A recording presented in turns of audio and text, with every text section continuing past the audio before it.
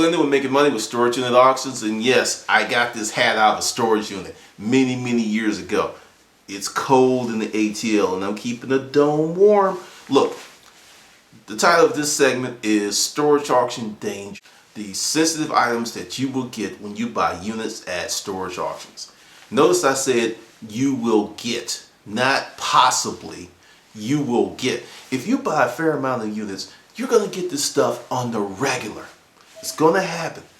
And people tend to get weird. Like, what's prompting this video is a newbie, and I'm going to say he's a newbie. He bought a unit, and this is why I know he was a newbie, because if he knew better, he would have never bought the unit. Here's a word to the wise. When the door goes up and you see tons and tons of files and records and stuff and little else, it's a doctor's office, it's an attorney's office, maybe a mortgage company or a business that has to have a lot of documents. Because it's very cheap to store these documents in a storage unit, because if you call up someone like Iron Mountain, their document protection, retrieval, and storage services are not cheap.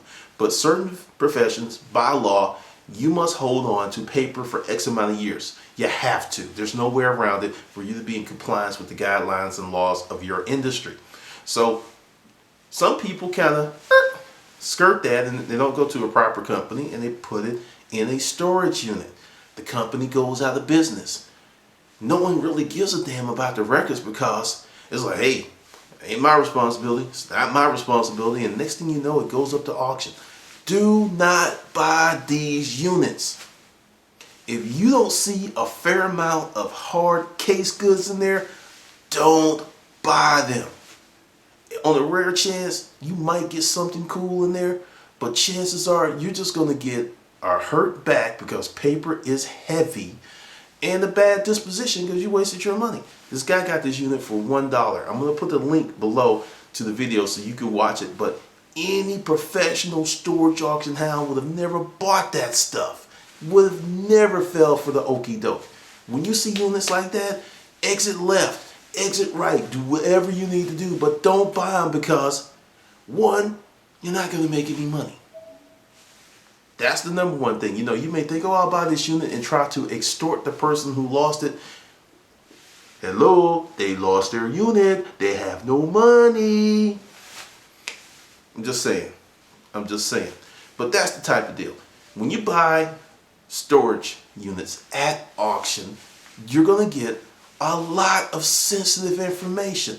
Social security cards, passports, live credit cards, which blows my mind.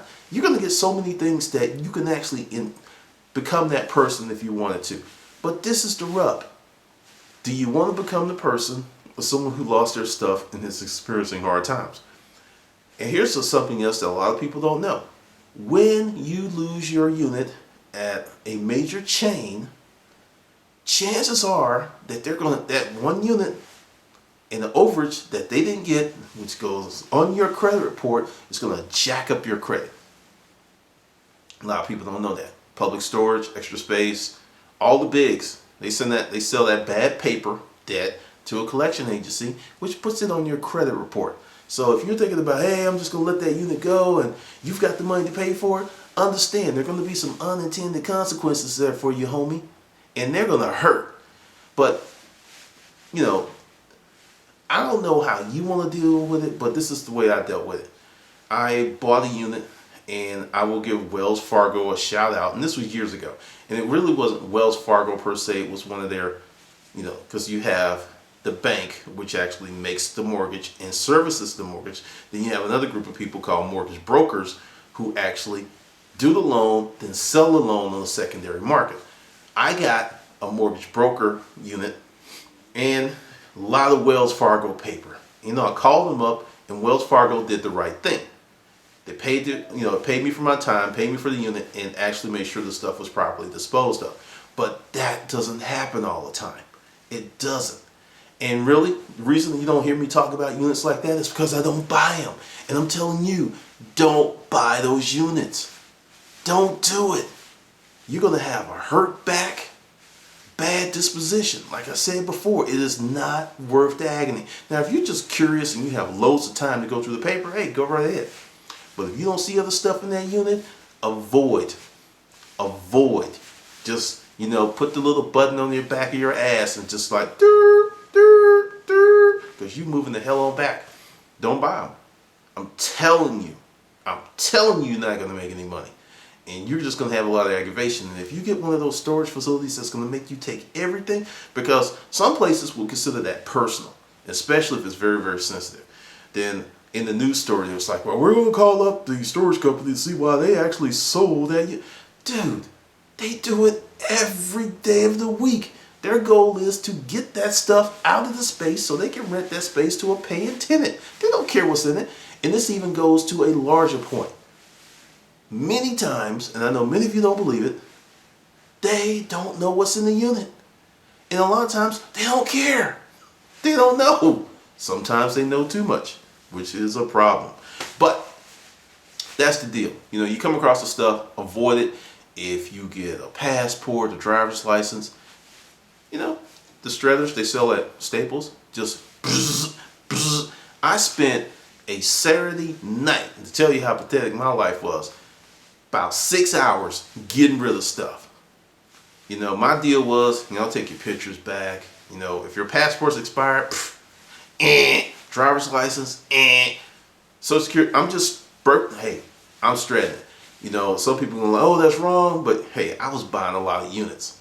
And what I know about the taking it back situation is I've taken many things back and would go to the auction months later and see the little box down there by the oh no, they never came back.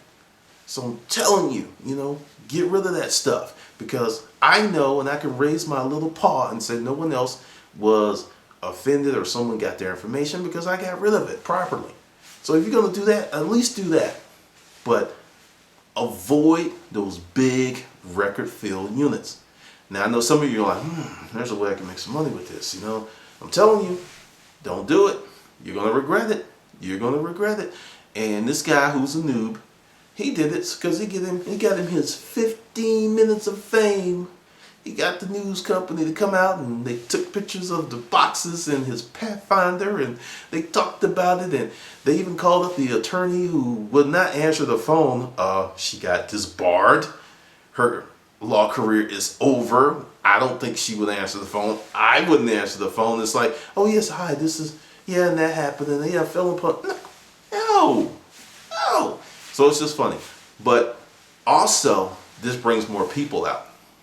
It brings a lot more people out. I'll tell you a quick story. This place is now a store, but it used to be Grand Central Station on Lawrenceville-Swanee Road. Noob came out, bought a unit, and this person was an identity thief. There was all types of social security cards, driver's license, all those things. And they went on the news, and for like the next 2 months, crowds. See, a lot of you are like, oh, Glendon, you never dealt with the crowds like we did. Bullshit. Bullshit. I dealt with a lot of crowds. And every time this happens, it goes up. So that's the deal. For the folks who are in the game, who already know, just excuse this video. But for you new people, don't buy the units. I'm telling you, it's not going to be worth it. So that is your storage auction tip for the day. This is Glendon with Making Money with Storage Unit Auctions.